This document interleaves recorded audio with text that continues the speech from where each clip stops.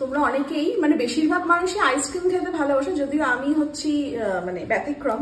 যাই হোক, আর অনেকেই চকোবার খেতে ভালোবাসো, আর যদি চকোবারটা বাড়িতে বানানো যায় কুনালও খেতে ভালোবাসে। তো আজকে ভাবলাম যে চকোবারের একটা রেসিপি না আমিও শিখলাম, তোমাদের সাথে একটু শেয়ার করে দিই। তো এখানে ফুটিয়ে নিচ্ছি, আর 500 ml দুধকে ফুটিয়ে 300 ml করে নিতে হবে।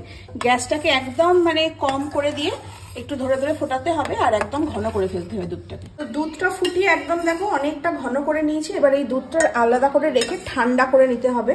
এর মধ্যে চকলেট নিয়ে নিয়েছি। চকলেটটা এরকম গরম জলের বাটির মধ্যে রেখে হালকা করে মেল্ট করে নেবো চকলেটটাকে।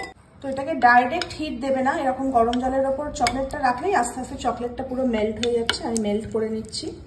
ঠান্ডা হয়ে গেছে। এবার ধরো 500 ml আমি দুধ নিয়েছিলাম, সেখানে 50 গ্রামের থেকেও কম চিনি দিচ্ছি। ভালো করে চিনিটাকে দুধের মধ্যে গুলে নিচ্ছি। যে কফির মাগগুলো হয় না বা চায়ের যে কাপগুলো হয় সেরকম কাপ নিচ্ছি। তো মেল্টেড চকলেটটা নিয়ে দেখো কাপের মধ্যে এরকম একটা করে লেয়ার বানিয়ে দিচ্ছি, মানে কাপের গায়ে ভালো করে মাখিয়ে দিচ্ছি।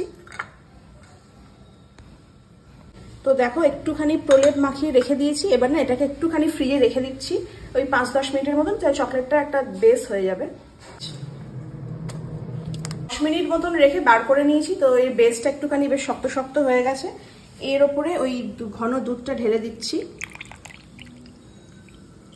একটা আইসক্রিমের কাঠি ঢুকিয়ে দিচ্ছি। এবার এটা নিয়ে গিয়ে ডিপ ফ্রিজে ঢুকিয়ে দিয়েছি প্রায় 7-8 ঘন্টার মতো।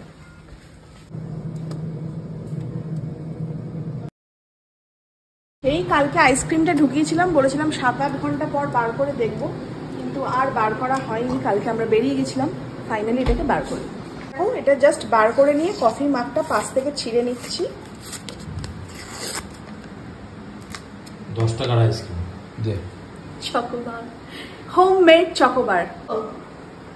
কেমন? পুরো চকলেট চকোবার হেভি না? তাহলে একটা থ্যাংক ইউ তো বলতে পারি, সেটাও তো বলিস না। হ্যাঁ পুরো টেস্ট।